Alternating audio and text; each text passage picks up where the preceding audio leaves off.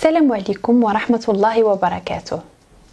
الفيديو ديال اليوم غادي نهضروا فيه على جوج مواد. الماده الاولى هي دبس التمر ولا تحلاوز ولا سيرو دو دات، واللي غادي ندخلوا للكوزينه ونوجدوه باش نعرفوا الطريقه باش كيتصاوب وكمسا نقدروا نستهلكوه. دونك بالنسبه لكيفيه تحضير دبس التمر نحضروه وعاد من بعد نهضروا على الفوائد ديالو ولا الاستعمالات ديالو. دونك بالنسبه لكيفيه التحضير ديال دبس التمر، اول حاجه كناخذوا التمر كنزولوا له النواه ديالو، طبعا كنغسلوه في الاول، كنزولوا له النواه ديالو، من بعد كنضيفوا له الماء، فقط نغطيوه بواحد شويه ديال الماء، كنحملوه على النار حتى كيطيب، ومن بعد كنصفيوه مزيان، كنصفيوه من الماء تماما، كنحصلوا على واحد السائل. هذاك السائل كنرجعوه على النار حتى كيعقد وكيعطينا هاد النتيجه تقريبا بحال العسل، كيجي خاطر شويه والمذاق ديالو حلو.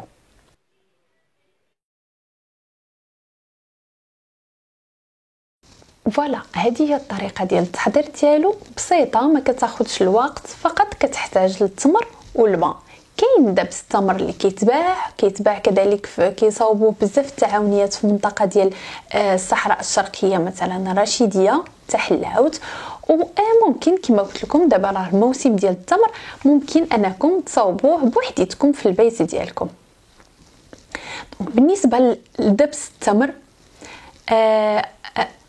كاين اختلاف في القيمه الغذائيه ما بينه وما بين التمر، سي نورمال، لانه هو عباره على تمر خضع العمليه ديال الطهي بدرجه حراره مرتفعه نوعا ما واحد المده طويله، وهذا الشيء كيخليه كيفقد بزاف ديال المركبات سورتو فيتامينات اللي كتمشي له.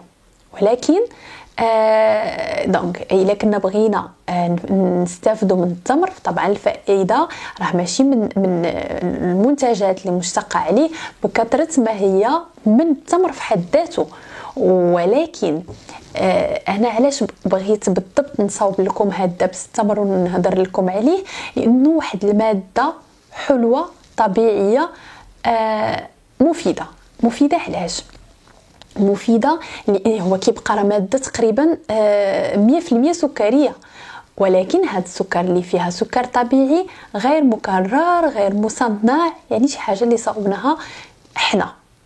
وهذا غادي يفيد شكون؟ هذا غادي يفيد سورتو الوليدات الصغار اللي يقدروا يستعملوه بدل مثلا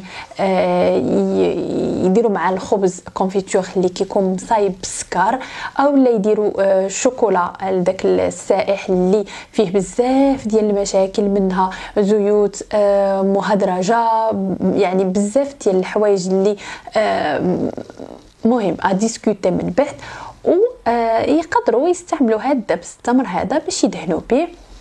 كذلك الناس وسورتو الا كانوا هاد الوليدات ما تيفطروش، فكيعطيهم واحد الطاقه، لان فيه كما قلت لكم كله تقريبا مواد سكريه، وفيه سكريات اللي سريعه الامتصاص، فيه جلوكوز، يعني 80% من هاد السكريات عباره عن جلوكوز وفركتوز. دونك كيف كتاخذوا، كيف كتحس بان الجسم دغيا كيستعملو، دونك كتحس بهذيك الطاقه المباشره، كتحس بانك استفدتي منه في البلاصه. وحتى الناس اللي كيستعملوا شي حاجه اللي كتحتاج ديك الطاقه مباشره، ولا الرياضيين، ولا كما قلت لكم اللي ما كيفطرش، ما كيقدرش يفطر في الصباح، فيقدر يستافد منه. الناس اللي عندهم كذلك نحافه، لان 100 غرام ديال دبس التمر فيها تقريبا شي 300 سعره حراريه، دونك الناس اللي عندهم نحافه بغاو يزيدوا في الوزن يقدروا يستعملوا هاد دبس التمر مع حسوه، مع عصائر، مع سلطات فواكه، مع الخبز كما قلت لكم.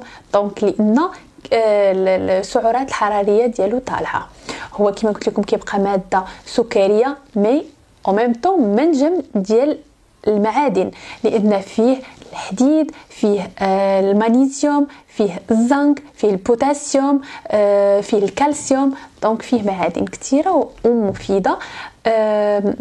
هو المؤشر المؤشر هذه كنأكد عليها، المؤشر الجليسيمي ديالو مرتفع تقريبا 70، دونك ممنوع منعا كليا على مريض السكري واخا غير ذواقه ما يذوقش. دونك مريض السكري ما عندهم ما يدير به. الوغ كو اللي عندهم نحافه، الناس اللي عندهم ضعف الشهيه، الوليدات الصغار يمكن لنا نعطيوه لهم كبديل لاي حاجه زعما ندهنوا بها الخبز في الصباح. دونك هذا هو دبس التمر، سهل في التحضير ديالو. بدل ما تشريو من السوق يمكن لكم تصاوبوه بوحديتكم كما قلت لكم، ماده سكريه زائد معادن. وما نساوش انه فيه كذلك بعض المواد البيو اكتيف، فيه بنسبه مهمه فيه بوليفينولز، فيه فلافونويدز، وفيه بنسبه لا باس بها الكاروتينويدات. دونك راه كيبقى واحد الماده مفيده لينا. دونك هذا هو دبس التمر. الماده الثانيه هي سوريمي. دونك سوريمي انا كيفاش عرفت انه انتشر بزاف في المغرب في العراضات، كتلقى بزاف الناس كيديروا لك سلطات فيهم سوريمي. ملي كتدور في القنوات ديال الطبخ في اليوتيوب كتبغي هكذا كيف جميع النساء، كنبغي نشوف وصفات، كنبغي نستافد، كنبغي نشوف افكار جديده، فكنلقى هذوك السلطات الراقيه ولا السلطات ديال العراضات دائما كيكون فيهم هذا المكون ديال السوريمي. بزاف ديال الناس سولتهم قلت لهم شنو هو هذا السوريمي، الناس كيتكون شنو يعني في نظركم شنو؟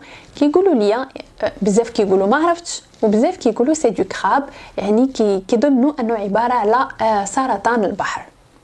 دونك بالنسبه للسوريمي هو ديجا في القرن 17 فين بدا كيتصاوب العيالات ديال البحاره في اليابان، كانوا ياخذوا الحوت وكي يغسلوه مزيان بالماء الحلو وكيضيفوا له الملحه والسكر.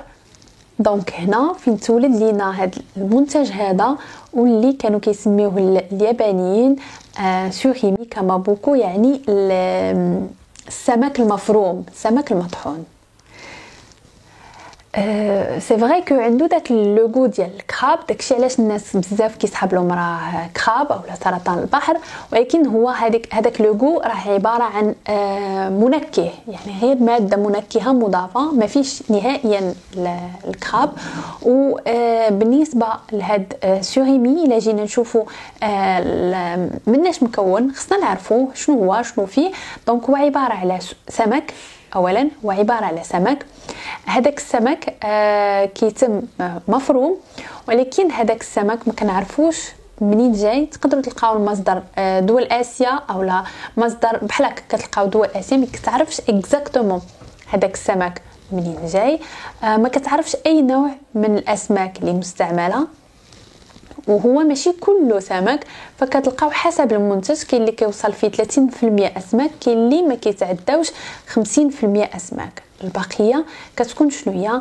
كيكون مثلا زيت الكولزا باش يجمعوه، كيكون بياض البيض، كيكون نشا، كيكون حتى بروتين السوجا المعدله وراثيا باش نعزو قيمه ديال البروتين، كيكونوا مضافات كيميائيه، كيكون السوربيتول، كيكون اش عاود، كيكون الجلوتامات، كيكون ثنائي صوديوم البولينوكليوتيد، كيكون البوليفوسفات. دونك كاينين بزاف ديال المضافات، كيكون حتى الحليب وغبره كيضيفوه حتى هو. دونك واحد الخليط باش كيعطينا داك اللوغو كما قلت لكم، اللي كيبغيوه بزاف ديال الناس، اللي ولا كيغزوا الاسواق حتى عندنا حنايا ولا تريز على مود.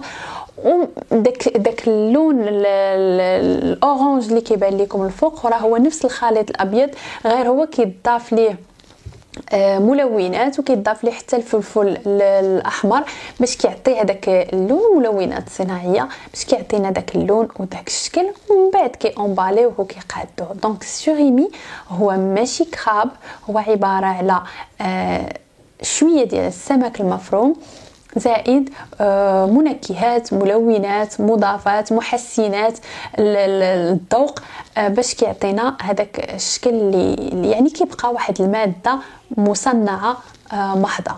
فبالنسبه ليا كيكون كيشكل واحد البرودوي اللي غير امن، منتج اللي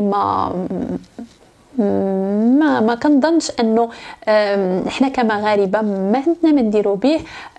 فما تبقاوش دائما تنبهروا باي حاجه كتشوفوها او تقلدوا اي حاجه شفتوها او تدخلوا البيوت ديالكم اي حاجه لقيتوها كتباع. فوالا الفيديو ديالنا اليوم سالا، نتمنى يفيدكم. نلقاكم على خير فيديو قادم ان شاء الله. الى ذلك الحين كنقول لكم شكرا بزاف للدعم ديالكم، للتشجيع ديالكم، والاهم الثقه ديالكم. السلام عليكم.